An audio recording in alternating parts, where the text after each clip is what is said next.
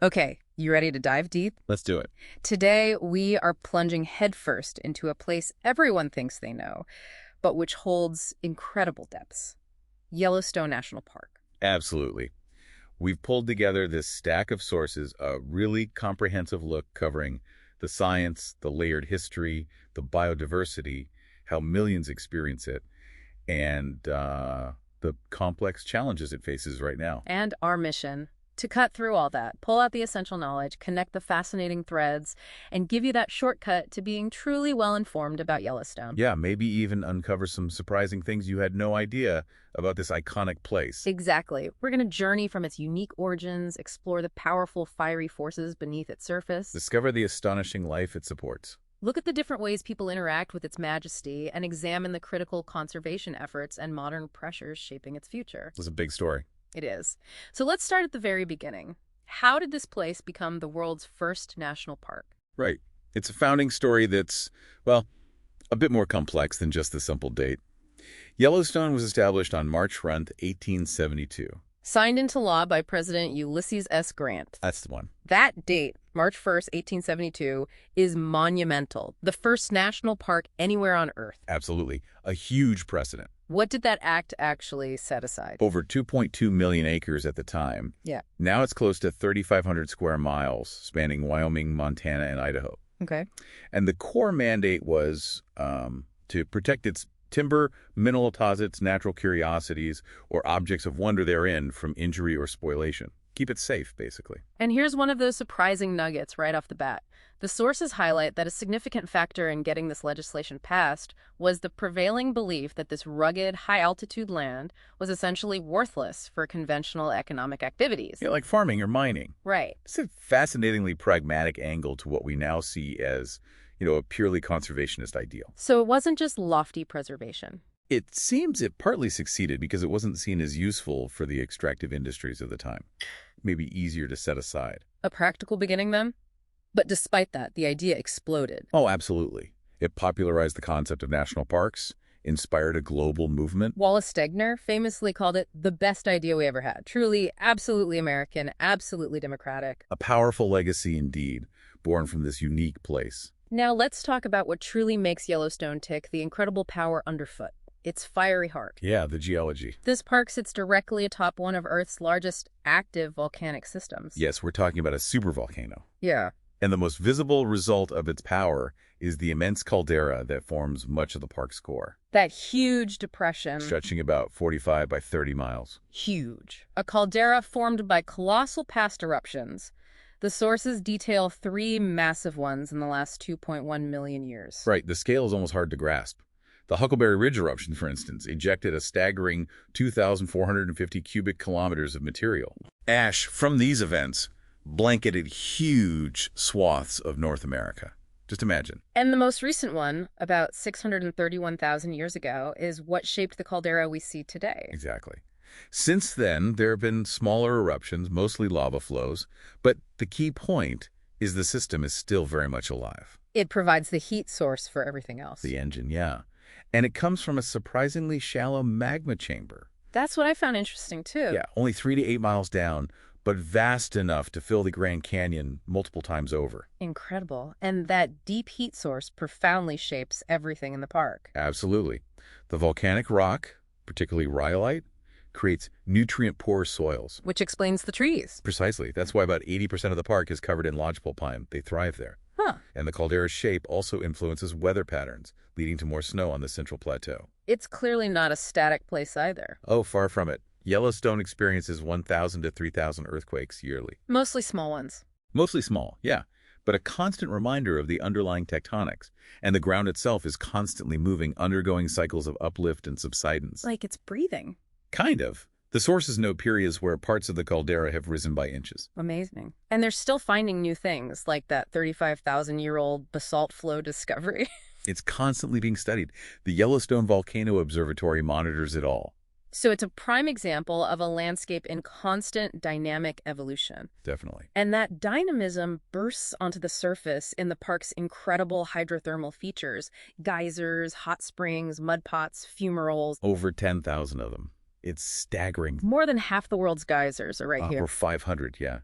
They're all manifestations of that deep magmatic heat interacting with vast amounts of groundwater, rain, and snowmelt seeping down. Geysers are often called nature's plumbing system. That's a good way to put it. Water percolates down, gets superheated way above boiling point, but stays liquid because of the pressure. And it gets trapped in constricted underground passages. Yeah. The pressure builds and builds until it overcomes the weight of the water above it and boom, eruption. Yeah. Steam and hot water. Research is even finding complex loops and chambers underground. Yeah, it's not just simple pipes. It's complicated down there. Old Faithful, the world's most famous, maybe not the tallest or most regular, but dependable enough for millions to witness. Right, relatively predictable.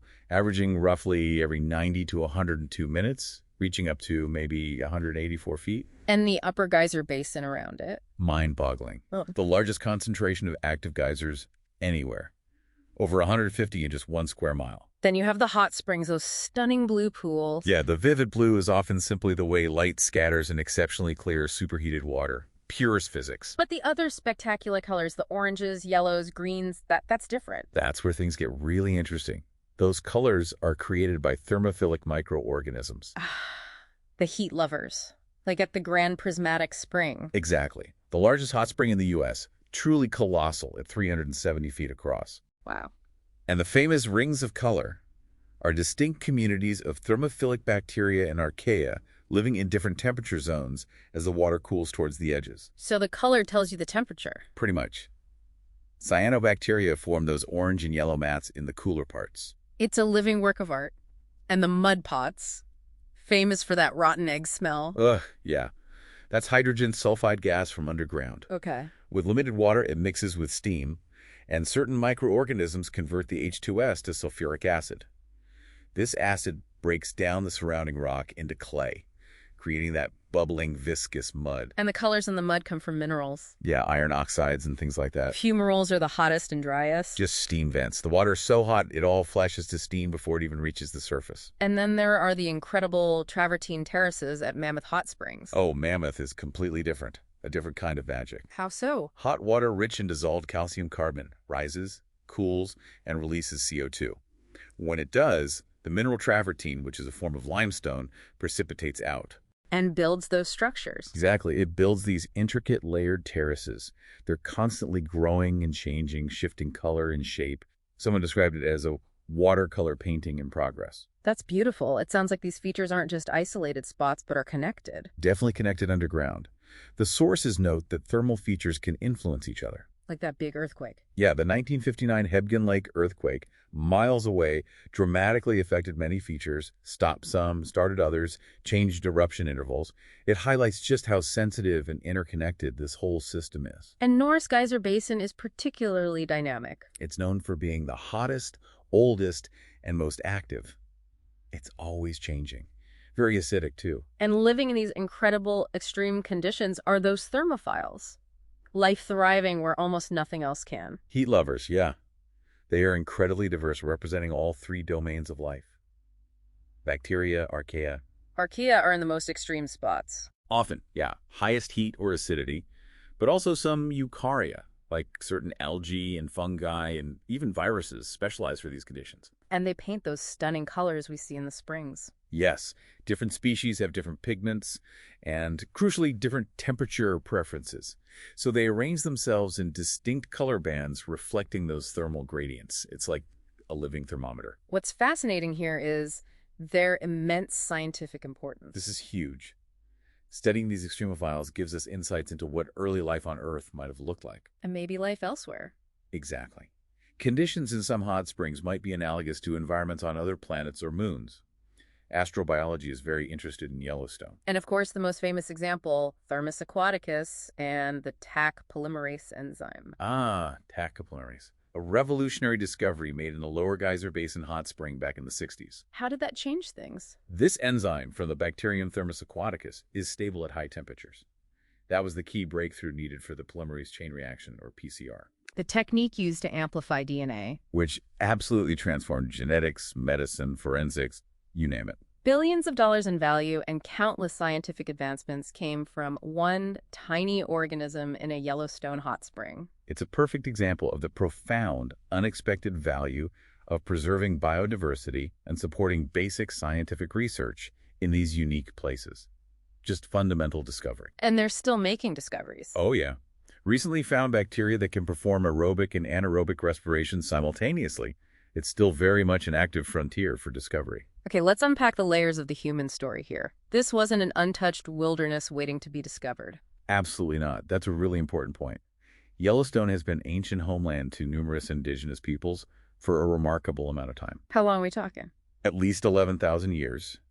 We have evidence like Clovis points, and there's a 9,500-year-old campsite found on the shores of Yellowstone Lake from the Cody culture. So people were deeply connected to this landscape for millennia before the park was established. Precisely. The peak of activity seems to have been during the late Archaic period, maybe 3,000 to 1,500 years ago, drawing people from vast distances. Which tribes? Over 24 associated tribes have deep historical or cultural ties. Groups like the Crow, Blackfeet, Shoshone, Nez Perce, Bannock, Flathead, Kiowa, Lakota Sioux, among others. And they used it for hunting, gathering, trade. It was a living landscape to them, a homeland. Hunting bison, elk, sheep, gathering plants like camas and bitterroot, fishing, trading. And the Tukudika, the sheep eaters? Yes, a band of Shoshone. They were unique as year-round residents, specifically adapted to the high mountain environment, relying heavily on bighorn sheep. And the connection wasn't just practical, it was spiritual. Deeply so. Geothermal features were seen as powerful, sacred places connected to spirits. Mountain peaks were used for vision quests. You can still find evidence of fasting beds at high elevations. And Obsidian Cliff was incredibly important. Paramount importance. It was the source of the highest quality obsidian volcanic glass in North America. It's exactly. Quarried for over 11,000 years and part of a massive trade network reaching across the continent. How far did it go? From the Great Plains all the way east to the Ohio Valley and even into Ontario. It clearly shows Yellowstone was a major nexus of ancient activity, not some isolated wilderness. So that idea of the park being founded on worthless land or an empty wilderness, that's a narrative that ignores this long, rich history. And that's where the difficult part of the story comes in. Despite earlier treaties, like the Fort Laramie Treaties, which acknowledged indigenous land rights, After 1872. after the park was established, native peoples were systematically dispossessed. Access to their traditional homelands and resources within the park boundaries was restricted, often forcefully. And park officials actually played a role in this historical erasure. Yes, the sources indicate park officials sometimes actively discouraged their presence. They even spread myths, like indigenous people being afraid of geysers, to reinforce that virgin wilderness narrative for tourists. The U.S. Army, which later administered the park, enforced this exclusion. And the 1896 Ward v. Racehorse Supreme Court decision effectively barred Native Americans from treaty hunting rights within the park. This raises a really uncomfortable question about the philosophical clash at the heart of the park's founding. It does. Indigenous perspectives generally saw humans as integral to the natural world, part of the ecosystem. The early Western conservation concept, however well-intentioned, aimed to preserve nature by separating it from humans. Even the humans who had lived there for millennia. Exactly. It's a stark, uncomfortable truth within the history of American conservation. But there's an effort today to acknowledge and integrate this history. Yes, thankfully. The National Park Service is now working much more closely with the 26 associated tribes. How? Trying to incorporate their perspectives, history, and ongoing cultural connections into the park's story and, importantly, its management. It's a crucial step towards a more complete and honest understanding. While indigenous peoples had been here forever, the Euro-American discovery and exploration phase came much later. Yeah, relatively recently in the grand scheme. Starting in the early 19th century with fur trappers like John Coulter. Coulter's Hill! Right. His reports of geothermal wonders were often dismissed as fabrications back east. Then came the more organized expeditions, laying the groundwork. The Cook-Folsom-Peterson Party in 1869, then the Washburn-Langford-Doane expedition in 1870. That's the one where Truman Everett got separated. His survival story is incredible. 37 days lost, 54 years old at the time. Battling snow, delusion, starvation, survived on thistle root, even got scalded by a hot spring. And his account. 37 Days of Peril, when published, captivated the nation and really helped publicize the region, drumming up interest. But the truly pivotal expedition was the Hayden Geological Survey in 1871. Yes, led by geologist Dr. Ferdinand V. Hayden.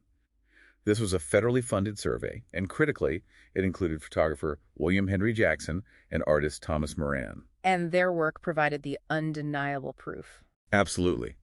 Jackson's photographs and Moran's detailed paintings and sketches were the first credible visual evidence of the geysers, the Grand Canyon, the lake. It made it real for people back east. Exactly. They were exhibited in Washington, D.C., and were instrumental in convincing a skeptical Congress to protect the area. Dispelled the doubts. It truly highlights the powerful role of visual art and early photography in advocating for conservation. A huge factor. And, as we mentioned earlier, even Dr. Hayden, so crucial to the park's creation, had that complicated legacy regarding his views on indigenous peoples. Right. Holding views that were, frankly, derogatory and advocated for forced assimilation or even extermination. An important reminder that the history of conservation, like any history, is complex and involves individuals with varied, sometimes conflicting beliefs and legacies. We have to grapple with those uncomfortable truths. So the park is established in 1872, but the early years were anything but smooth. Oh, far from it. The first superintendent, Nathaniel Langford, initially received no salary or funding from Congress. So basically no resources to actually manage or protect the place. Pretty much. Protection was minimal, and it led to serious problems, right? Poaching is rampant. Wildlife, like the bison, were decimated. Vandalism of thermal features was common. People were chipping off pieces as souvenirs. Oh, no. Philetus Norris, the second superintendent from 1877 to 1882, was more active. He did start some scientific study, established the first headquarters at Mammoth Hot Springs, and began building rudimentary roads. The foundation for the Grand Loop we know today. Kind of, yeah. But travel was still incredibly difficult, perilous even. Only small numbers of hardy visitors made it. And the park wasn't isolated from broader conflicts, like Chief Joseph and the Nez Perce traversing it in 1877 during their flight. Right, a dramatic moment. Yeah. They briefly encountered and took some tourists hostage during their desperate retreat toward Canada. Given all these challenges, lack of funding, poaching, vandalism, ineffective superintendents, the U.S. Army eventually stepped in to manage the park. And here's an absolutely crucial, often overlooked nugget in Yellowstone's history. The U.S. Army, from 1886 to 1918, essentially saved Yellowstone from itself. How so? Civilian management had largely failed to provide adequate protection. The cavalry troops stationed at Fort Yellowstone brought order. They enforced regulations, kicked out squatters, apprehended poachers. And crucially, protected the wildlife. They were the guardians who secured the park's future and critically saved the last remnants of the wild bison herd from being completely wiped out by poachers. A handful were left. And they built much of the park's foundational infrastructure. Yes, including Fort Yellowstone at Mammoth. Many of those buildings are still used today, and the primary road network. It sounds like a critical, if maybe complex, phase. It was. Maybe sometimes harsh, but ultimately necessary to stabilize the park. Around the same time, access improved dramatically with the arrival of railroads near the boundaries, starting in the 1880s. Spurring tourism. Exactly. And the development of facilities like the first hotel at Mammoth in 1883 and the iconic Old Faithful Inn in 1904. Private automobiles were allowed in 1915. Big change. Huge. Then the National Park Service was created in 1916 and took over Yellowstone's civilian management in 1918. And visitation began a steady climb. Over 100,000 by 1923, 500,000 by 1940. The park boundaries were also adjusted slightly in 1929 and 1932 to include important areas like the Petrified Forest region and crucial winter range for wildlife. Then the post-World War II era saw visitation really surge. Big time. Over 1 million by 1948, hitting over 2 million by 1965, which significantly strained the aging facilities, roads, campgrounds, everything. Leading to programs like Mission 66. Right. That was an NPS system-wide effort in the 50s and 60s to upgrade infrastructure for the upcoming 50th anniversary of the Park Service. In Yellowstone, this meant major projects like redeveloping Canyon Village and improving roads. It highlights that persistent tension. Always there, providing access for enjoyment while protecting the resource. Finding that balance. And park policy has continued to evolve based on science and experience. Definitely. The 1970s saw major shifts based on growing ecological understanding. Things like banning the feeding of bears. Which had huge consequences. Huge. Changed bear behavior, reduced conflicts eventually, but was a difficult transition. Stricter fishing rules came in too. And landmark environmental laws like the Clean Air Act, Clean Water Act, Endangered Species Act all influenced park management significantly. Two major events in recent history also forced adaptation. The 1988 wildfires. which burned over a third of the park and fundamentally changed our understanding of fire's natural and necessary ecological role in these systems. It wasn't just destruction. And the wolf reintroduction in the mid-1990s. Hugely controversial at the time, but ecologically profound. Its effects are still being studied today, providing incredible insights. So the park's history is really one of continuous learning, adapting management based on new science, observed consequences, and changing societal values and ethics. That's a perfect summary. It's never static. Let's talk about the incredible living system here. The greater Yellowstone ecosystem. The park is just the core of something much, much larger. Yes, the GYE. It's crucially important. It's one of the last large, nearly intact, temperate ecosystems on Earth. How big is it? Estimates vary, but somewhere between 12 and maybe 22 million acres across Wyoming, Montana, and Idaho. The park is the heart, but the ecosystem extends far beyond. A true sanctuary for biodiversity. And again, the underlying geology acts as the architecture for this ecosystem. We talked about the volcanic rhyolite creating poor soils favoring lodgepole pine. Right. But richer sedimentary soils in valleys like Hayden and Lamar support the crucial grasslands. That's where you find those huge herds of bison and elk.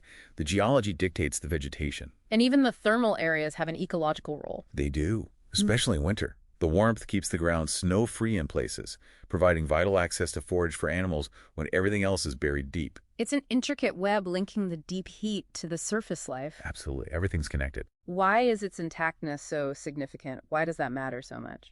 Because natural ecological processes like fire, predation, migration are much less altered here than almost anywhere else in the temperate world. Yeah. It's an invaluable living laboratory. A benchmark. A benchmark for what a healthy, functioning, temperate ecosystem looks like. And the GYE concept itself, recognizing the park isn't an island. It's fundamental to modern conservation thinking. It recognizes that the park's health is absolutely dependent on the health of the surrounding landscape, public and private lands. Animals don't recognize park boundaries. Exactly. Wildlife migrate across boundaries. Watersheds extend far beyond. So conservation here requires a landscape-scale approach. That means deep collaboration among federal agencies, state agencies, tribal nations, private landowners, conservation organizations, everyone. A cornerstone of modern conservation practice. You got it. And within that system, the wildlife is just spectacular, the largest concentration of mammals in the lower 48 states. 67 mammal species, and importantly, a relatively intact predator-prey system, which is increasingly rare globally. The icons are everywhere. Bison, elk, bears, wolves. Let's start with bison. Yellowstone holds the largest free-roaming wild bison herd in the U.S., a truly significant population, genetically distinct from most modern cattle hybridized herds. How many are there? The numbers fluctuate, but typically range between maybe 4,800 and 400 individuals after calving season. Ecologically vital as grazers, shaping the grasslands. And their management is complex, especially as they migrate outside the park boundaries in winter. Extremely complex. Yeah. Historically, concerns about brucellosis transmission to cattle drove management, though the sources note that elk are now understood to pose a greater risk than bison. And there's a major recent development here. Yes, a new bison management plan was just finalized in July 2024. It sets a target population range of 3,500 to 6,000 post-calving, aiming for an average around 5,000. What's the biggest shift in the new plan? A significantly increased emphasis on the Bison Conservation Transfer Program, moving live, disease-free bison to establish new conservation herds, especially on tribal lands, and also the Tribal Food Transfer Program. That sounds like a significant move towards strengthening collaboration with tribal nations. It is a real effort to acknowledge treaty rights and the deep cultural connections tribes have to bison, integrating them more fully into management. Population control still involves tribal and state hunting outside the park boundaries, guided by population thresholds. So it's adaptive, science-driven, collaborative. That's the goal. It's a complex case study in conserving wide-ranging wildlife across jurisdictional, cultural, and ecological boundaries. Elk are the most abundant large mammal. Yes, large herds. They are the keystone prey species for wolves and bears, and their grazing heavily influences vegetation patterns. And the grizzly bear population has been a major success story. A huge one. The GYE population is now estimated around 1,030 individuals. A remarkable recovery from near extinction, thanks to decades of concerted effort under the Endangered Species Act. They're still closely monitored, even after being delisted in the GYE. Black bears are also common. Yes, often seen, more adaptable than grizzlies. And then there's the return of the gray wolf. A landmark event. Reintroduced in 1995-1997, 41 wolves from Canada and Montana after being absent for about 70 years due to extermination campaigns. And now, As of early 2025, the estimate is roughly 108 to 124 wolves, primarily within the park boundaries. Their return initiated that famous ecological phenomenon called a trophic cascade. right, the ripple effects. How did that work in Yellowstone? The wolves influenced the behavior and numbers of elk, their primary prey. Elk became warier, avoided certain areas like riparian zones. Which helped the plants? Exactly. Vegetation like willows and aspen began to recover along stream banks. This, in turn, benefited beavers, who use willows for food and dams. More beaver dams changed stream dynamics, created more wetland habitat. A cascading series of effects. Incredibly well documented by the long-running Yellowstone Wolf Project. It's provided invaluable insights into the roles of apex predators, keystone species, and how ecosystems function. It's one of the most studied wildlife stories in the world. Beyond the big mammals, the park has nearly 300 bird species recorded. Yeah, a fantastic diversity. About half of those, around 150 species, actually nest here. The diverse habitats, alpine, forest, grassland, wetland, river corridors, support this richness. Raptors are prominent. 19 breeding species, including bald and golden eagles, osprey, peregrine falcons. Ospreys are particularly interesting. Because of their connection to the fish? Yes, they primarily eat native cutthroat trout from the lake and rivers, so their nesting success can be an indicator of the health of those native fish populations. Wetland birds are also important. Around 30% of the breeding species rely on wetlands. They are a conservation concern because wetlands are quite vulnerable to drying trends associated with climate change. Species like the trumpeter swan, the largest wild waterfowl in North America, and a species of concern, and the common loon, nesting here at the southern edge of their range. And Molly Islands in Yellowstone Lake. Crucial nesting site for American white pelicans. Big colony there. Most birds are songbirds and woodpeckers, though. The vast majority, yes. Monitored through ongoing surveys, and you have year-round residents too, like common ravens, Canada geese, mountain chickadees, and the amazing American dipper. The one that walks underwater. That's the one. Incredible bird. Monitoring all these birds is crucial, especially understanding how climate change might be affecting migration timing, nesting success, and their ranges. Okay, let's dive into the water. Aquatic life, particularly the fish dynamics. This has been a real challenge. A very challenging history, yes. There are 11 native fish species and 5 non-native species established in the park. Natives include Yellowstone cutthroat trout, YCT, West Slope cutthroat trout, Arctic grayling, mountain whitefish. Those are the key ones. and the non-natives. Brook, brown, lake, and rainbow trout. Introduced intentionally or accidentally over the years. Historically, many waters didn't even have fish. That's right. An estimated 40% of park waters were naturally fishless above waterfalls or other barriers before Euro-American settlement. Then came the stocking era. Oh, yes. From the late 1800s until the 1950s, it was policy to stock fish for angling. Over 300 million fish, both native and non-native species, were put into Yellowstone's waters. With detrimental consequences. Huge ones. Non-native brook, brown, and rainbow trout competed with native cutthroat, hybridized with them, or preyed on them, altering the natural aquatic ecosystem significantly. But the most devastating impact came later, right? By far the worst was the illegal introduction of non-native predatory lake trout into Yellowstone Lake, discovered in 1994. How did they impact the native cutthroat? It was an ecological disaster. Lake trout are voracious predators, feeding heavily on juvenile cutthroat trout before they can reproduce. And critically, adult lake trout live in deep, cold water, making them much less accessible prey. For the native predators like grizzly bears, osprey, otters, and eagles that had evolved to rely on the shallower-dwelling cutthroat. So the cutthroat population plummeted. Drastically, Yeah. which had ripple effects throughout the ecosystem, impacting those predator populations too. Which led to the Native Fish Conservation Program. Launched with a comprehensive plan in 2010. Its primary goal is to reverse the declines of native fish, restore their ecological roles, and provide sustainable angling and viewing opportunities. And the cornerstone of that plan. Aggressive, relentless suppression of lake trout in Yellowstone Lake, primarily through intensive gill netting. It's a massive, costly, long-term effort. Is it working? It's showing significant hard-won success. The effort is incredible. In 2023 alone, contract crews removed over 236,000 lake trout. And there's an estimated 92% decline in the abundance of older, mature lake trout since the population peaked around 2012. The native cutthroat population is showing signs of recovery, trending upwards. That's not over. Not by long shot. The lake trout population is resilient, and the suppression effort needs to be continued indefinitely at this point to maintain the games and allow cutthroat recovery. Park fishing regulations are designed to support this, right? Absolutely. Mandatory catch and release for all native fish like cutthroat, grayling, and whitefish throughout the park. And critically, mandatory kill of any non-native rainbow trout or hybrids caught in certain areas like the Lamar River drainage to protect pure strain cutthroat genetics. And for Yellowstone Lake. Mandatory kill of all lake trout caught from Yellowstone Lake. Anglers are really important conservation partners in this effort. It's a powerful example of the long-lasting impact of invasive species and the immense effort required for restoration. A stark reminder. And it makes preventing new aquatic invasive species like quagga or zebra mussels an absolute critical priority. Hence the very stringent rules for anyone bringing watercraft into the park. Mandatory inspection and permit for all watercraft kayaks, canoes, paddleboards, float tubes, everything before launching in any park water.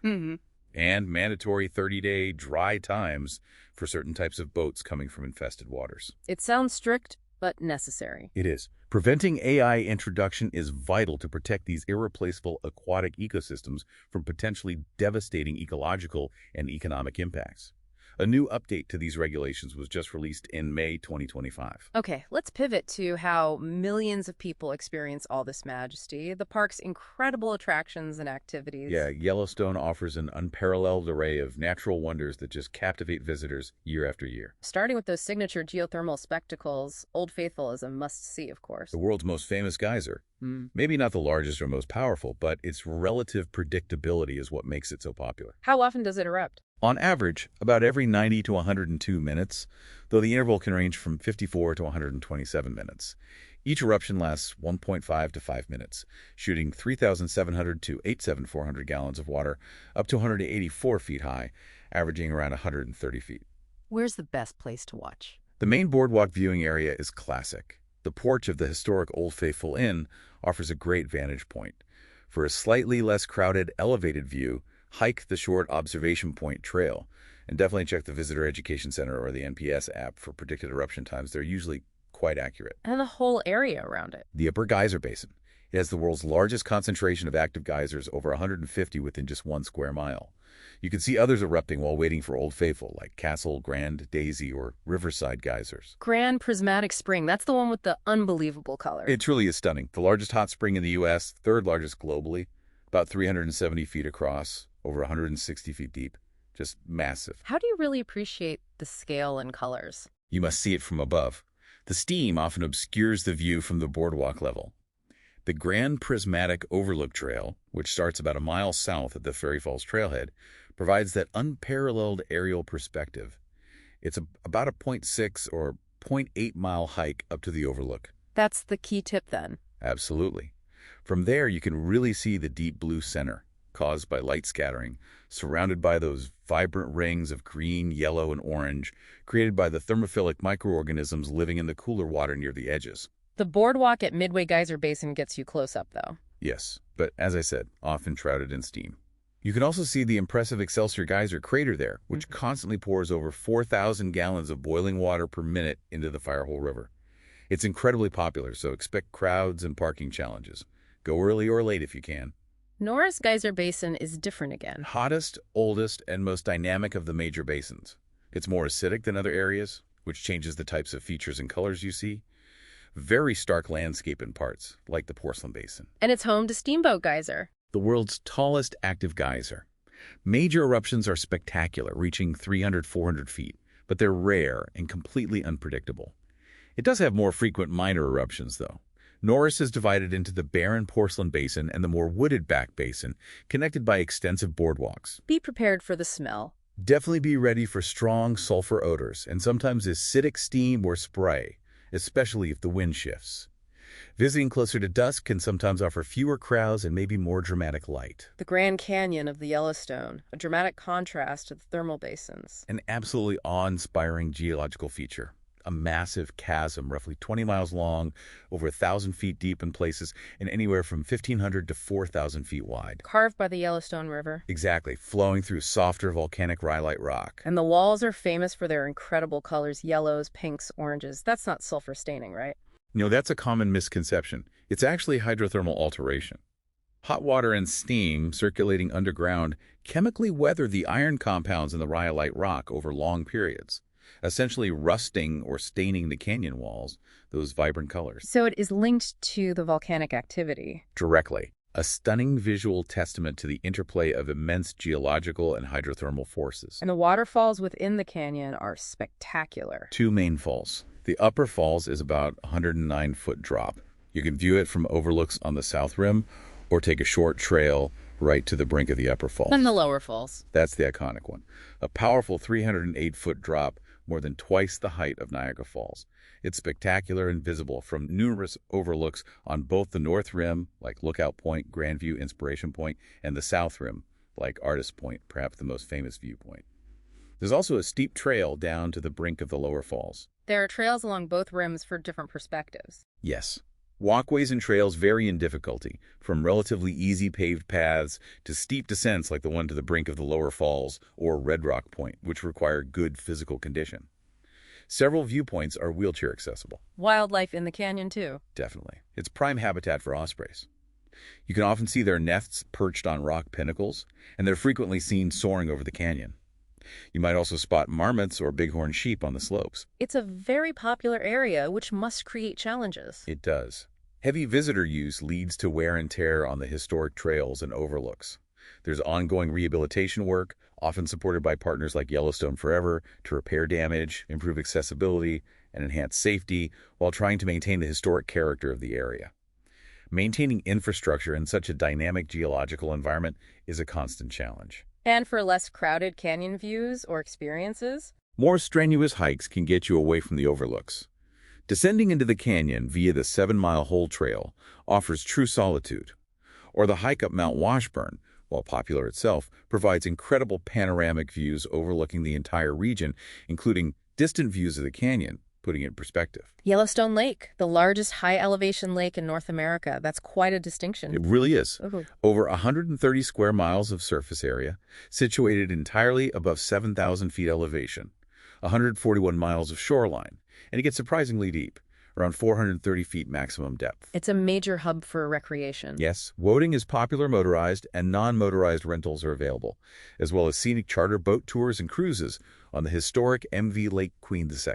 Kayaking and canoeing are also very popular ways to explore the shoreline. The boating season typically runs from Memorial Day weekend through October 31st. But strict rules apply for any watercraft. Absolutely non-negotiable and crucial to repeat. Mandatory AIS aquatic invasive species inspection and permit are required for all watercraft before you can launch them anywhere in the park. Even paddle boards and flute tubes. Everything, Okay. including float tubes, paddle boards, kayaks, canoes, it's taken very seriously because preventing invasive species like quagga or zebra mussels from entering the lake and river systems is a critical ecological priority.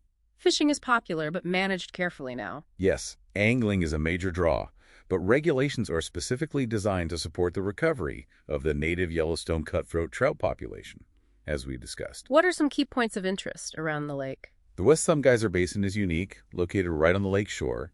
You see geothermal features extending right into and under the water bubbling springs, submerged geyser cones like the famous fishing cone. It's quite picturesque. And the historic hotel. The Lake Yellowstone Hotel, dating back to 1891, is a National Historic Landmark. Beautiful colonial revival architecture, grand public spaces, great views, lodging. Nearby Bridge Bay Marina is the main hub for boating. Fishing Bridge is another famous spot. Historic structure, iconic location. But importantly, you can no longer fish from the bridge itself. That was stopped decades ago to protect the crucial cutthroat trout spawning area in the Yellowstone River right there. It's still a significant area for viewing fish and wildlife, though. And Molly Islands out in the lake are important for pelicans. Yes, these small islands are crucial nesting habitat for a large colony of American white pelicans during the summer. Access near them is restricted to protect the birds. The lake really seems to embody that interplay of the park's elements. It does. Volcanic origins creating the caldera that holds the lake, a unique high-altitude ecosystem, the ongoing conservation challenges like the lake trout suppression battle, and a long history of human use and recreation. It's a nexus point. For most visitors, the primary way to experience the park's vastness and diversity is by car, via the scenic drives. Yes, the park's road system provides access to the major features and viewpoints. The primary artery, is the Grand Loop Road. The figure eight. Exactly. 142 miles total, connecting most of the park's icons. You can think of it as an upper loop and a lower loop. It provides a curated journey through Yellowstone's highlights. You can start at different entrances and explore sections. From the north entrance at Gardner, Montana. You enter past the historic Roosevelt Arch and head towards Mammoth Hot Springs with its travertine terraces and resident elk. From Mammoth, you can take the northeast entrance road as a detour, which leads into the Lamar Valley. America's Serengeti, the prime spot for wildlife watching. Definitely a must-do for wildlife enthusiasts. Mm. Bison, wolves, bears, pronghorn coyotes, best at dawn or dusk. Okay, back on the main loop from the Mammoth Tower Roosevelt Junction area. Heading south past Tower Fall, a 132-foot waterfall, you climb over Dunraven Pass, beautiful high-altitude scenery, trailhead from Mount Washburn, but it's a seasonal road closure point. Then down into Canyon Village and the Grand Canyon of the Yellowstone. South from Canyon, you go through Hayden Valley. Another prime wildlife viewing valley, especially for bison and potentially bears and wolves. Then past the Mud Volcano area, very pungent thermal features like Dragon's Mouth Spring, and the road skirts the northern edge of Yellowstone Lake through Lake Village and near Bridge Bay. Then to West Thumb Geyser Basin on the lake shore. And from West Thumb, the loop heads west towards the Old Faithful area, climbing over Craig Pass, which is the Continental Divide crossing within the park. That stretch between West Thumb and Madison Junction, passing Old Faithful, is packed with thermal features. Absolutely. That's where you find the upper, midway, with Grand Prismatic, and lower geyser basins, all concentrated along the Firehole River. It's Geyser Central. From Madison Junction, You can head west out of the park towards West Yellowstone, Montana, or continue north on the upper part of the Grand Loop, passing through Norris Geyser Basin and eventually completing the loop back towards Mammoth. are there quieter scenic drives off the main loop? Yes, definitely. The Firehole Canyon Drive is a lovely 2-mile one-way loop near Madison Junction. It follows the Firehole River through a small canyon carved in lava flows, passes Firehole Falls about 40 feet, and has a popular swimming area in summer, conditions permitting. And the Blacktail Plateau Drive. That's in the northern part of the park, between Mammoth and Tower. It's a 6-mile, one-way unpaved road, usually suitable for regular cars, but check conditions. It winds through rolling meadows, aspen groves, and forests, offers spectacular scenery, excellent wildlife viewing opportunities, elk, bison, sometimes bears, and significantly less traffic than the main loop. A great escape. And outside the park, but really enhancing the Yellowstone journey for many, is the Beartooth Highway. U.S. Highway 212, connecting Cook City near the northeast entrance to Red Lodge, Montana. It's designated an all-American road for a reason. One of the most spectacular alpine highways in North America, climbing to nearly 11,000 feet of Beartooth Pass.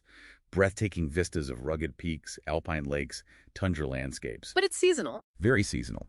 Usually only open from Memorial Day weekend to mid-October, and temporary closures due to snow can happen anytime, even in summer. Always check its status before you go. But if it fits your trip, it's an unforgettable drive. So the Grand Loop provides the main access, concentrating traffic, but these side drives offer a different pace. Exactly. The loop offers the curated journey to the icons, while the side drives and external routes like Beartooth provide opportunities for more intimacy, solitude, and different perspectives on the vast landscape. For those who really want to escape the roads and crowds, there are over 1,000 miles of hiking trails. That's incredible. It really opens up the park. Trails range from easy strolls on boardwalks through thermal areas to strenuous multi-day backcountry treks deep into the wilderness. Day hikes don't require permits. Correct. You only need a permit for overnight backcountry camping. You can use trails to get unique perspectives on iconic spots, right? Definitely. We mentioned the Fairy Falls Trail. It not only leads to the beautiful 200-foot Fairy Falls itself, about 5 to 6 miles round trip, but crucially, it provides access to the Grand Prismatic Overlook, only 1.6 miles round trip to the overlook for that must-have aerial view, often above the steam. And the Observation Point Trail at Old Faithful. A short but steep climb that gives you an elevated, less congested view of the geyser erupting, looking down on the main crowds. For strenuous hikes with big vista payoffs. Mount Washburn is the classic Yellowstone summit hike. About 5 to 7 miles round trip, depending on the route, from Dunraven Pass or Chittenden Road. Usually takes 4 or 6 hours. Reaches 10,243 feet. There's a fire lookout tower at the summit with incredible 360-degree views encompassing Yellowstone Lake, the Grand Canyon, distant peaks like the Tetons. Good for wildflowers, too. Fantastic wildflowers in July and you often see bighorn sheep near the summit. Another strenuous option is Bunsen Peak near Mammoth, about 4.3 miles round trip, 3-4 hours. Steep switchbacks lead to the summit of an ancient volcano core with breathtaking views of the Northern Park, Gallatin Range, and Golden Gate Canyon. You can even combine it with a descent to Osprey Falls for a longer, harder loop. And for wildlife viewing while hiking. The Lamar River Trail, starting in the Lamar Valley, is an easy to moderate option. You can go as far as you like, 7+ miles round trip to Cache Creek Junction. It takes you right into prime wildlife habitat, great for bison, pronghorn, and potentially wolves and bears, especially if you go early or late in the day. Wildflowers can be great too. Trout Lake nearby. A very short, easy lib trail, about 1.2 miles, also in the Lamar Valley, leads to a picturesque little lake surrounded by Douglas firs. You might see river otters, spawning cutthroat trout in early summer, osprey fishing, maybe even bears. Very rewarding for little effort. There are lakeside, thermal, and other unique hikes too. Lots of variety. The Storm Point Loop, 2.5 miles, offers easy lakeside hiking near Fishing Bridge with views of Yellowstone Lake and the Absaroka Mountains. Good wildlife potential, including marmots. Mystic Falls Loop, 2.5 miles, starts in Biscuit Basin and combines a 70-foot waterfall with thermal features and forest hiking. And Lone Star Geyser. An easy 5-mile round-trip hike or bike ride, mostly flat, paved gravel trail, south of Old Faithful, along the Firehole River. Leads to a predictable backcountry geyser that erupts about 35 feet high, roughly every 3 hours. A much more intimate geyser experience than Old Faithful. Remote options. The Beaver Ponds Loop near Mammoth, 5 miles, is a moderate height through forest and sagebrush meadows, passing several beaver dams and ponds, good chance for elk, deer, maybe bears, usually less crowded. The brink of a lower falls trail in the canyon is short, 1 mile RT but steep, taking you right to the powerful brink of the 308-foot waterfall. The Natural Bridge Trail near Bridge Bay leads to a 51-foot high rock arch carved by a creek. Check for temporary bear closures in early summer. And Denonda Falls. That's a true backcountry adventure in the remote Bechler region, often called Cascade Corner. Requires a strenuous backpacking trip, about 17 miles round trip, to reach the stunning 150-foot tiered waterfall. The incredible reward, besides the waterfall itself, is soakable natural hot spring pools at its base. You absolutely need backcountry permits for this. Truly unique. So effort is often rewarded with solitude on the trails. Absolutely. These trails, particularly the longer, more remote, or more strenuous ones, naturally filter visitors and offer a sense of tranquility, connection, and discovery that's harder to find near the roads. Even at popular spots, finding an alternative viewpoint or going just a little further down a trail can make a huge difference. The backcountry permit system is essential for managing use and preserving that opportunity for solitude as a valuable resource itself. Wildlife watching is a primary motivation for so many visitors, and Yellowstone rarely disappoints. It really offers some of the best opportunities in North America, maybe the world, to see a wide variety of large mammals and birds in their natural habitat. Success often comes down to knowing where and when to look, having patience, and a bit of luck. When are animals most active? Generally at dawn and dusk. Uh-huh. That's when they are typically most active, feeding. Midday, especially in summer, they often rest in shaded or cooler areas. Seasonality plays a big role too. Huge role. Spring, April, May, is great for seeing baby animals like bison calves, often called red dogs, in Lamar Valley, and bears emerging from their dens. Fall, September, October, is dramatic with the elk rut bugling, sparring males, especially around Mammoth Hot Springs. Late fall sees bears actively foraging before hibernation. Winter can be excellent because animals are easier to spot against the snow, and they often congregate in valleys or near thermal areas. It's prime time for wolf watching. Okay, key hotspots for wildlife. Where should people focus their efforts? Lamar Valley, in the northeast corner, is consistently top-rated, often called America's Serengeti, for good reason. Excellent for bison herds, pronghorn, coyotes, eagles, and arguably the best place in the park to potentially see wolves and grizzly or black bears, especially at dawn or dusk. Winter is particularly good for wolves here. Remember to use pullouts, be patient, and scan ridges. It's generally less crowded than Hayden Valley. Hayden Valley, centrally located. Yes, between canyon and lake. Also fantastic habitat, wide open grasslands along the Yellowstone River. Great for bison, often grizzly and black bears. Potential for wolves, elk, waterfowl, coyotes. Very popular, so it can get busy. Again, use the pullouts, scan riverbanks and distant slopes. Dawn and dusk are best. Mammoth Hot Springs area. Famous for its resident elk herd, which you can often see year-round, frequently right on the lawns around the village. The fall elk rut here, September, October, is a major spectacle. Always maintain your distance, especially during the rut, when bulls can be aggressive. Yellowstone Lake and its shoreline. Great for waterfowl pelicans on Molly Islands, ducks, geese, trumpeter swans. Also look for osprey and bald eagles nesting or fishing. River otters are sometimes seen along the shore or inlets. Bears and moose utilize shoreline habitats too. Scan from pullouts. West Thumb area often has elk and sometimes moose. The northern range, generally. This whole stretch from Mammoth East through Lamar Valley. Good for bighorn sheep, especially on cliffs near Gardner or around the Tower Roosevelt area. Also, pronghorn, bison, elk. Bighorn sheep rut occurs in November-December, but they can be elusive. Scan high cliff faces carefully. Old Faithful and other geyser basins. You'll often see bison and elk in these areas year-round, sometimes quite close to boardwalks. Always stay on the boardwalks. They are attracted to the warmth and unique vegetation. Occasional bears pass through too, especially in winter seeking warm ground. Madison and Firehole rivers. Good corridors for bison, elk, trumpeter swans, other waterfowls, especially in cooler months when the warmth from thermal runoff is attractive. Occasional bears. Driving the Firehole Canyon Drive or Firehole Lake Drive can yield sightings. Grand Canyon area. Look for bighorn sheep on the canyon walls, nesting osprey in summer, marmots sunning on rocks, maybe mule deer or elk along the rims. Mud Volcano area. Known for bison, sometimes seen steam bathing near thermal features. Also elk. Can be a good area for grizzly bears, especially in spring and early summer when they might be scavenging winter-killed carcasses nearby. Be prepared for the strong sulfur smell. South entrance area, Lewis River. Can be good for moose, especially in willow thickets along the river or near Lewis Lake. Also bison, bears, potentially wolves moving through. Wow. The backcountry hike to Riddle Lake is known for otters and has potential for rare sightings like wolverine. Safety and ethics are paramount when watching wildlife. Absolutely critical. These are wild animals. Their behavior is unpredictable. The park regulation is strict. Stay at least 100 yards length of a football field away from bears and wolves and at least 25 yards away from all other animals, including bison and elk. Use binoculars or telephoto lenses. Yes. Get your great view or photo from a safe distance. Never approach or pursue wildlife. If an animal notices you and changes its behavior, stops feeding, looks nervous, moves away or towards you, you are too close. Back away slowly. And never feed wildlife. Never, ever. Not even small animals like squirrels or birds. It habituates them to humans, makes them bold and potentially aggressive, and often leads to them having to be captured or killed for safety reasons. A fed animal is often a dead animal.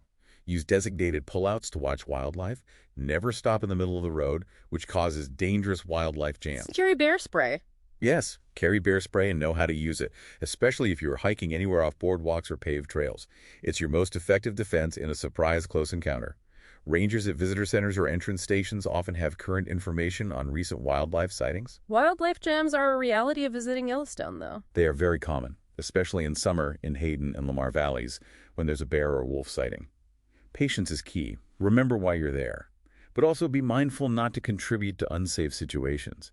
Managing these jams while balancing visitor access, wildlife protection, and human safety is a huge ongoing challenge for park staff. To really deepen your understanding and appreciation of Yellowstone, engaging with park experts through ranger programs and visitor centers is invaluable. Oh, absolutely. They can significantly enhance your visit, providing context and insights you might otherwise miss. What kinds of ranger programs are offered? A wide variety. They're offered year-round, but the busiest schedule is definitely in summer. You can find guided walks focusing on geology, ecology, or history, talks given at overlooks for visitor centers, and evening programs in campgrounds or auditoriums, often featuring slideshows, storytelling, or special topics. Sometimes there are pop-up programs announced locally, too. What about other seasons? In winter, there are guided snowshoe walks and indoor talks. Spring and fall usually have fewer programs, but still offer opportunities. Your best bet is to check the park newspaper you get at the entrance, the official MPS Yellowstone app, the park website's calendar, or stop by any visitor center for the current schedule. And the visitor centers themselves are hubs of information. Yes, there are 11 visitor centers, museums, or information stations scattered throughout the park. They are the primary places to get orientation, maps, backcountry permits, ask questions, and see excellent exhibits. Which are the major ones? The Albright Visitor Center at Mammoth Hot Springs is key. It's in the historic Fort Yellowstone area, houses the park headquarters museum, and covers park history and general information. The Old Faithful Visitor Education Center focuses specifically on geysers, hydrothermal features, and the supervolcano. The Canyon Village Visitor Education Center delves into the Grand Canyon of the Yellowstone and the volcano. The Grand Village Visitor Center highlights the role of fire in the ecosystem, particularly the 1988 fires. Are they being updated? Yes, there's ongoing work to modernize facilities, improve accessibility for visitors with disabilities, and provide more diverse perspectives and multilingual resources. Youth programs like the Junior Ranger program are popular. Very popular. Kids get an activity booklet, attend programs, and earn a badge. There's also a more in-depth Young Scientist program involving investigation tools. Great ways to engage families. And Yellowstone Forever, the park's nonprofit partner. They offer incredibly rich educational programs through the Yellowstone Forever Institute. These range from multi-day field seminars for adults focusing on specific topics like wolf ecology, bison management, geology, or photography, to programs for youth and families, and even residential programs for school groups. It's a chance to really immerse yourself in learning with expert instructors right in the park. They also offer custom programs and step-on guides. Can people learn from afar? Yes, the National Park Service also offers distance learning programs, virtual field trips for classrooms they can't visit in person. What's the overall goal of all this interpretation and education? Ultimately, it's about fostering stewardship, helping visitors connect with the park's resources, understand the science and history, and appreciate the challenges it faces leads to a deeper appreciation. And hopefully that translates into more responsible behavior during their visit and stronger support for conservation efforts in the long run. It's about building advocates for Yellowstone's future. The park's sheer size means there are hidden gems and untold stories beyond the main attractions like Old Faithful or the Grand Canyon. Venturing off the beaten path is rewarding. Absolutely. It's where you can often find moments of solitude, a different kind of connection to the place, and maybe a sense of personal discovery. Any lesser-known geothermal areas you'd highlight for someone wanting to escape the biggest crowds? West Thumb Geyser Basin, right on the shore of Yellowstone Lake, is often overlooked but really unique, with that juxtaposition of thermal features and the vast lake. Features like Abyss Pool, Black Pool, and the famous fishing cone are right there. The compact boardwalk loop, about 0.8 miles, offers a quieter atmosphere than the big three basins. What about Lone Star Geyser? We mentioned the trail earlier. It requires a roughly 3-mile hike or bike ride one way, south of Old Faithful, along the Firehole River.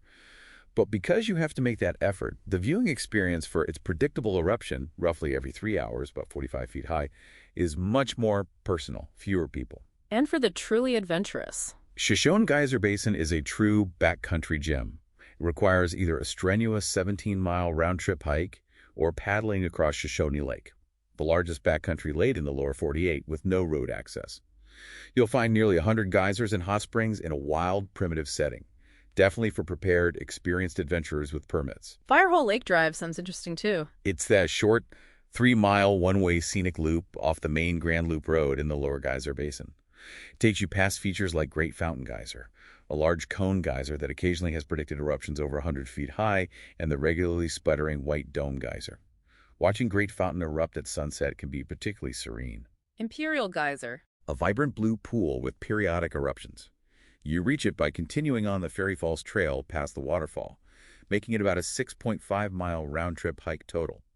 Requires more effort, so fewer visitors make it back there. And lesser-known trails, drives, or waterfalls beyond the main ones. The Blacktail Plateau Drive, we mentioned in the Northern Park, that 6-mile unpaved road, offers rolling meadows, forests, excellent wildlife potential, spectacular scenery, and significantly less traffic. A real gem. Other waterfalls. Beyond the famous upper and lower falls of the Yellowstone, there are many smaller, beautiful cascades. Moose Falls, 30 feet, is easily accessible right near the south entrance. Virginia Cascades is a scenic stop on a short one-way drive between Norris and Canyon. And then there's Denonda Falls in the remote Bachelor region. That stunning 150-foot tiered fall requires a strenuous backpack trip. But the reward includes those unique soakable hot spring pools at its base. Permits absolutely required. Bunsen Peak as an alternative summit hike. Yes, near Mammoth. It's a shorter but steep hike compared to Washburn, offering breathtaking 360-degree views of the northern part of Yellowstone and surrounding ranges, typically with fewer people on the trail or summit. The Natural Bridge Trail near Bridge Bay leads to a cool 51-foot high rock arch carved by a creek. Just be sure to check for potential early summer bear closures in that area. So the common thread for these gems is they often require a little more effort. They usually do a longer hike, paddling a canoe, driving a slower gravel road. But that effort acts as a natural filter for crowds and rewards you with tranquility, a deeper sense of immersion, and the feeling of discovering something special. Although it's worth noting that even these secrets are becoming more well-known through guidebooks and online sharing. True solitude is often best found by going deep into the designated backcountry wilderness or visiting during the quieter shoulder seasons or winter. The backcountry permit system is specifically designed to manage use and preserve solitude as a valuable resource. Seeking those unique encounters, finding solitude and authenticity. The backcountry is the ultimate destination for that. Yellowstone has over 1,000 miles of trails and more than 300 designated backcountry campsites. It offers unparalleled opportunities for immersion, solitude, and seeing wildlife far from roads and crowds. An overnight permit is required. Absolutely essential. The permit system manages use levels to protect the wilderness character and ensure opportunities for solitude. You can plan multi-day trips to places like Shoshone Geyser Basin or tackle parts of the Thoroughfare Trail, which leads into one of the most remote areas in the lower 48 states. It's true escape, but requires careful planning and preparation. Guided trips are also available for those less experienced. Even at the popular icons, you can sometimes find different perspectives. Yes, with a little ingenuity. At Old Faithful, instead of just standing with the main crowd, walk around to the backside of the geyser mound or hike up the observation point trail for that elevated, less congested view. At the Grand Canyon's upper falls, try walking just a bit left of the main overlook platform along the rim trail. You might find a more private spot and potentially catch a rainbow in the mist. Small shifts can make a difference. Winter in Yellowstone sounds like a completely different world. Profoundly different and much, much more solitary. Most park roads are closed to regular wheeled vehicles from mid-December to mid-March. Access to the interior, places like Old Faithful and the Grand Canyon, is limited to commercially guided snowmobiles or snow coaches. What's it like then? The landscape is transformed, magical under a deep blanket of snow. Wildlife really stands out against the white backdrop. Geysers and hot springs are incredibly ethereal, with billowing steam contrasting dramatically with the cold air. Watching Old Faithful erupt into freezing, frosty air is an unforgettable sight. It offers a level of quietude and intimacy that's simply impossible during the busy summer months. There are specialized winter tours focusing on things like steam, stars, and the unique soundscapes of the winter environment. And with minimal light pollution, the stargazing must be incredible year-round. It is phenomenal. Yellowstone's remote location means very dark night skies.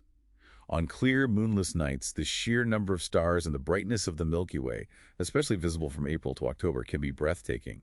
You might even catch the aurora borealis occasionally, particularly during periods of high solar activity. Combining night photography with steaming thermal features offers unique artistic possibilities. Now, the Boiling River was a famous sort of hidden spot near the north entrance, a natural hot tub where a hot spring flowed into the Gardner River. But the sources mention it's closed now. That's right, and it's an important note. The Boiling River was a cherished, locally known secret spot for many years. However, it is currently closed and swimming is not possible there. The major flood event of June 2022 caused significant damage and dramatically changed the river channel in that area. A reminder of nature's power. Exactly. It's a powerful reminder that even beloved, seemingly permanent, unique spots can be altered or lost entirely by natural events, which may be exacerbated by climate change. It's also worth noting that an aquatic invasive snail, the red-rimmed Melania, was found there back in 2009, highlighting the potential threats even in these thermal waters. Ultimately, finding true solitude and unique experiences often requires effort. Hiking into the backcountry, visiting in the off-season, strategically finding quieter spots or times at popular sites, and utilizing the permit systems designed to preserve wilderness values. And the untold stories, the historical tidbits, and overlooked sites, they add so much depth and texture to the Yellowstone legacy. They truly do. Knowing some of these stories enriches the experience beyond just the scenery. Truman Everett's dramatic 37-day survival ordeal back in 1870 is a gripping individual story of resilience that played a real role in capturing the nation's attention and publicizing the region for preservation. And the crucial role of art and early photography in the park's creation. We touched on it, but it's worth re-emphasizing. William Henry Jackson's photographs provided the essential objective documentation, while Thomas Moran's stunning watercolor sketches and paintings captured the imagination and the unbelievable colors. Their work from the 1871 Hayden Survey was absolutely key in swaying politicians in Washington, D.C. It highlights the powerful connection between visual art and successful conservation advocacy. And that critical, often overlooked period of U.S. Army administration. From 1886 to 1918, they weren't just administrators. They were the guardians who stepped in when civilian management was failing due to lack of funding and authority. They established order, enforced regulations against rampant poaching and vandalism, and crucially, saved the park's wildlife, particularly the last few dozen wild bison from complete annihilation. And built infrastructure. Yes. Many of the historic buildings at Fort Yellowstone and Mammoth, which still serve as park headquarters today, were built during the Army era, as was much of the foundational road system. It was a vital, sometimes strict, but necessary phase that secured the park's future. There are physical remnants of the park's deep human and natural history scattered throughout, if you know where to look. Absolutely.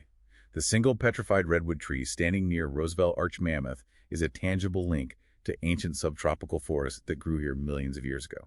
In fact, the park boundary was adjusted slightly in 1929, specifically to include the petrified tree regions up on Specimen Ridge. An obsidian cliff. A site of profound archaeological significance.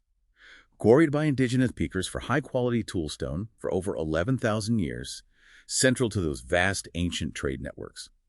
Archaeological sites on Yellowstone lake shores have yielded some of the earliest intact cultural deposits in the park, dating back 9,000 years. Deep time. And lesser-known historic structures tell stories, too. Things like the rustic backcountry patrol cabins, many built during the military era and expanded by the early NPS Rangers. The unique log kiosk, built at Obsidian Cliff in 1931. The ruins of the ill-fated Queen's Laundry bathhouse from 1881 near Sentinel Meadows, an early unsuccessful attempt at a geothermal spa. Historic buildings like the 1938 Mammoth Post Office. Even remnants of Cinnabar, Montana, a short-lived railroad terminus town just outside the north entrance. Even the Grand Loop Road itself is historic. Yes, it's recognized as a National Historic Landmark District, representing the first large-scale, systematically planned road system designed specifically for a national park. There's ongoing work by the Park Service to inventory and evaluate these historic properties, including more recent resources like Mission 66-era buildings or historic trails, for potential listing on the National Register of Historic Places. It's about preserving that rich, layered human story. These untold stories and overlooked sites provide a more nuanced understanding. Yellowstone isn't just geology and wildlife. It's a landscape deeply interwoven with diverse human experiences, struggles, triumphs, and legacies over millennia. And sometimes you even hear local folklore or legends, like strange music from the lake or ghosts in the Old Faithful Inn, adding another unique dimension. Finally, let's talk about Yellowstone's enduring legacy and its future. As the world's first national park, its influence is profound, but it faces significant contemporary challenges. It does. The park today is a steward of this wild wonderland, constantly engaged in complex conservation efforts, guided by the best available science, adaptive management principles, and crucial partnerships. Like the ongoing management of the bison herd. The nation's most significant wild, free-ranging, and genetically important bison population. It's been a significant one. It establishes a desired population range, but, crucially, places a much greater emphasis on proactive conservation measures. That means significantly increasing the use of the Bison Conservation Transfer Program to establish new conservation herds on tribal and public lands outside Yellowstone, and also facilitating the transfer of bison to tribes for food sovereignty purposes. It's a move towards stronger, more meaningful tribal partnerships and acknowledges the deep cultural significance of bison. Population control still happens. Yes, management still involves tribal and state hunts outside park boundaries when numbers exceed certain thresholds, but the focus is shifting towards these alternative conservation actions first. It's framed as an adaptive, science-driven, collaborative approach aimed at long-term persistence. And the return of the wolf, one of the most famous and studied conservation actions ever undertaken. Absolutely. Reintroduced in the mid-90s after that 70-year absence, now with a population fluctuating around 100-125 wolves, primarily within the park. Their return caused that incredible trophic cascade we discussed, influencing elk, vegetation, beaver, stream dynamics. And the research continues. The Yellowstone Wolf Project provides invaluable long-term data on predator-prey dynamics, social behavior, and ecosystem effects. Ongoing management focuses on continued monitoring, ensuring wolves remain wild by managing attractants and minimizing habituation, providing public education for safe viewing, and collaborating with neighboring states on issues like hunting near park borders and conflict resolution outside the park. The Yellowstone Wolf Interpretation Program helps share this story. It's a living laboratory. Protecting native waters, especially the battle against invasive lake trout in Yellowstone Lake. A massive ongoing challenge. The native Yellowstone cutthroat trout are ecologically vital food for bears, osprey, otters, etc. The illegal introduction of predatory lake trout in 1994 was devastating. But the suppression effort is working. Yes, the aggressive, costly, long-term gill netting effort has achieved remarkable success. That estimated 92% decline in the abundance of older, reproductive-sized lake trout since the peak around 2012 is a huge conservation win, driven by removing hundreds of thousands of lake trout each year. The native cutthroat population is responding positively, showing recovery trends. But the fight isn't over. No, the lake trout population is resilient, and the suppression effort must continue indefinitely to maintain these gains and allow the cutthroat population and the ecosystem to fully recover. Fishing regulations remain crucial, requiring anglers to kill any lake trout caught. And preventing new invasives, like mussels, is a top priority. Absolutely critical. Those stringent AIS prevention rules for all watercraft, the inspections, permits, dry times are non-negotiable because the potential ecological and economic impacts of species like quagga or zebra mussels establishing in Yellowstone's waters would be catastrophic. Beyond fish, there's habitat restoration and managing invasive plants on land, too. Yes. The Yellowstone Center for Resources oversees efforts to conserve native species, habitats, and natural processes. This includes maintaining healthy habitats, restoring areas impacted by events like the 2022 flood, which involves recontouring landscapes and revegetation during infrastructure repair, and implementing an invasive vegetation management plan to control non-native plants that threaten native communities and wildlife forage. Partners like Yellowstone Forever support crucial research like the Cougar Project, eagle monitoring, bear abundance studies, and practical measures like funding bear-resistant food storage boxes to reduce human-wildlife conflicts and protect habitat from food conditioning. What's fascinating here is how the park is navigating these significant modern pressures like climate change, dramatically increasing visitor use, and aging infrastructure needs. These are huge, interconnected challenges that define park management today. Climate change is not a future threat. It's a present reality in Yellowstone and the GYE. How is it manifesting? The region has already warmed significantly, more than 2 degrees F since 1950, with projections for another 5–10 degrees F warming by 2100, depending on emission scenarios. This translates to reduced snowpack and altered hydrology, more rain, less snow, earlier spring melt. Projections show potential snowpack losses of 40% or more by late century, compared to the late 20th century. Which affects water supplies. Yes, for ecosystems within the park and for downstream users relying on the Yellowstone, Snake, and Missouri headwaters that originate here. It also means increased wildfire risk, higher temperatures, drier conditions lead to longer fire seasons, and potentially larger, more severe fires. Then ecosystem shifts. Changes in temperature and moisture patterns stress native plants, alter vegetation communities, and could lead to range shifts or losses for native animals. Warmer water and reduced stream flows impact native fish like cutthroat trout and grayling. And infrastructure is vulnerable. As the June 2022 floods demonstrated dramatically, extreme weather events are expected to become more frequent and intense, posing significant risks to roads, bridges, buildings, and other facilities, especially those near rivers. The park is actively working on adaptation. There's a strategic plan for sustainability with goals to reduce the park's own greenhouse gas emissions and energy water use. Critically, they're focusing on adapting facilities and infrastructure for greater resilience.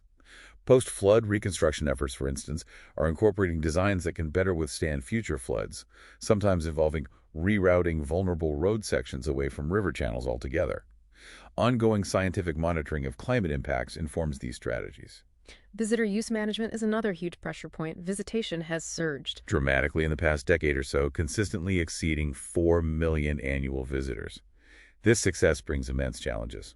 Overcrowding at popular icons like Old Faithful and Grand Prismatic, traffic congestion, parking shortages, and impacts on sensitive resources and the quality of the visitor experience itself. What's being done? The park has been actively studying visitor use patterns, behavior, and impacts since 2016 through surveys, traffic analysis, resource assessments, and observation. Findings confirm high visitor satisfaction overall, but crowding and parking are consistently cited as major concerns. Current efforts focus on improving park operations, things like altering traffic flow, improving parking configurations, increasing staffing during peak times. They're also piloting new technologies, like testing automated electric shuttles in the Canyon Village area to potentially reduce congestion and emissions. And looking ahead to potential future strategies if visitation continues to climb or impacts worsen. Yes, the park is developing a comprehensive visitor use management plan. Based on data and public input, future strategies could include things like expanded shuttle systems in key corridors, or potentially reservation or timed entry systems for specific high-demand areas or during peak seasons. The goal is always to find that balance, protecting park resources and values, providing equitable access, and ensuring a quality visitor experience. It requires ongoing data collection, pilot projects, and significant engagement with the public, gateway communities, and other stakeholders. Partners like Yellowstone Forever also contribute by supporting things like trailhead information kiosks and safety education initiatives. And the sheer scale of infrastructure needed to support all this visitation and operations, it must be massive. It's vast, and much of it is aging. We're talking over 460 miles of roads, more than 1,500 buildings, many historic, hundreds of bridges, campgrounds, wastewater systems, utility lines. Maintaining and upgrading all of this for safety, accessibility, modern visitation levels, sustainability, and resilience to climate change is a monumental and costly undertaking. Where does the funding come from? Significant recent investments have come from sources like the Great American Outdoors Act Legacy Restoration Fund and federal emergency relief funds following the 2022 flood. These have been critical. What kinds of projects are underway? Major recent projects include the emergency repairs and accelerated reconstruction of the north and northeast entrance roads damaged in the flood. Also, rehabilitation of 22 miles of the Grand Loop between Old Faithful and West Thumb, preservation work on historic bridges near Grant Village and Old Faithful, replacement of the structurally deficient Pelican Creek Bridge near Fishing Bridge. Ongoing projects include planning for the replacement of the iconic Yellowstone River Bridge near Tower Junction and improvements to the Lewis River Bridge near the south entrance. There's also a major focus on investing in employee housing, which is absolutely critical for recruiting and retaining the staff needed to operate the park. These infrastructure projects are vital not just for visitor access and safety, but also for resource protection itself. Exactly. For example, designing roads and bridges to be more resilient to floods also helps protect water quality. Replacing failing culverts with larger structures can improve aquatic connectivity for native fish. The National Park Foundation is another key partner, contributing to projects like housing improvements and conservation initiatives. So, looking to the future, what are the key plans and strategic directions guiding Yellowstone? The park operates under a framework of ongoing planning processes, environmental impact statements, environmental assessments, specific management plans for various resources or activities. You can usually find information on current planning efforts on the NPS Planning, Environment and Public Comment (PEPC) website. But broadly, key strategic priorities outlined by park management include 1. Focusing on the core, protecting the fundamental resources and values that make Yellowstone unique. 2. Strengthening the ecosystem and heritage resources through science, native species conservation, and preserving cultural sites. 3. Delivering a world-class visitor experience by enhancing services, safety, education, and managing impacts. 4. Investing in infrastructure to modernize and maintain facilities so they are safe, sustainable, and resilient. And 5. Building coalitions and partnerships through collaboration with gateway communities, the 26 associated tribal nations, state agencies, nonprofits like Yellowstone Forever and the National Park Foundation, and others. So, continued flood recovery and building resilience, implementing the new bison plan, relentless AIS prevention, those are ongoing efforts. Yes, absolutely. And developing that comprehensive visitor use management plan based on all the data, pilot projects, and public engagement is a major ongoing initiative. Yeah. That could lead to formal systems like shuttles or timed entry if conditions warrant. Infrastructure modernization is constant, with major projects like the Yellowstone River Bridge replacement moving forward, along with upgrades to employee housing and critical telecommunications like fiber optic networks for better connectivity. And strengthening relationships with the associated tribes remains a high priority. Definitely. Deepening consultation and collaboration on cultural heritage protection and resource management issues like bison is key. Initiatives like the Yellowstone Tribal Heritage Center at Old Faithful are examples of this partnership in action. Continued support for scientific research and monitoring across all fronts, wolves, bears, fish, geothermal activity via the YVO, climate change impacts is fundamental. Biennial scientific conferences bring researchers together. Sustainability efforts, too. Reducing the park's environmental footprint through energy and water conservation, waste reduction, and promoting sustainable transportation is ongoing. And there's a broader NTS commitment, supported by partners like the National Park Foundation, to telling a more complete American story, enhancing interpretation of diverse histories, including indigenous history, within the park. Management plans for specific things like winter use, commercial services, or invasive vegetation are also periodically updated, usually involving public comment periods. The theme of the recent 13th Biennial Scientific Conference on the Greater Yellowstone Ecosystem, Building on the Past, Leading into the Future, really indicates this forward-looking, adaptive approach. These diverse efforts reflect a deep commitment to preserving Yellowstone's unique natural and cultural heritage while proactively adapting to the complex challenges of the 21st century. We've truly taken a deep dive into Yellowstone today. From its unique founding as the world's first national park, sitting atop that dynamic, fiery, volcanic heart, to the incredible, specialized life it supports, from microbes in hot springs to the great herds and predators roaming the landscape. and the complex, layered human history woven into this place over millennia, from ancient peoples to modern visitors. And we've touched on the amazing range of experiences available to you, from those iconic, must-see geysers and waterfalls to the quiet solitude of remote trails and the thrill of unparalleled wildlife viewing. But also emphasizing the reality that Yellowstone is a living, breathing, changing place. It's not a museum. Exactly. It's facing significant modern pressures like a rapidly changing climate and the impacts of millions of enthusiastic visitors. And highlighting the immense, ongoing, dedicated efforts in conservation, scientific research, and adaptive management required to protect this extraordinary place for future generations. It takes constant vigilance, innovation, and collaboration. Your understanding of all this complexity, the science, the history, the conservation challenges, is truly a part of its future. Being an informed, thoughtful visitor, supporter, and citizen is absolutely vital for its long-term stewardship. So, as you go about your day, here's something to ponder, a final thought to leave you with. In a world increasingly shaped, even dominated by human activity, what does it truly mean to protect a place as complex and dynamic as Yellowstone? It's not just about preserving its geology or its wildlife as static exhibits in a natural museum. Right. How do we steward the vibrant, ever-changing interplay of all its forces, the geological, the ecological, the climatic, including its evolving human story, and the very real challenges of its future? What part might you play, what part do we all play, in ensuring the enduring legacy of the world's first national park?